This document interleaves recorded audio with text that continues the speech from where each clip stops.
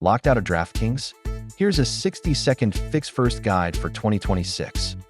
In 2026, DraftKings updated login flows and two-factor requirements. Start with these checks. First, clear the DraftKings app cache. Settings, Apps, DraftKings, Storage, Clear Cache. If that doesn't work, tap Forgot Password and follow the reset email link. Verify your two-factor method. If you use SMS, switch to an authenticator app. Run account recovery using your registered email or phone and upload verification if requested. Make sure your app is updated and your device region matches DraftKings supported locations.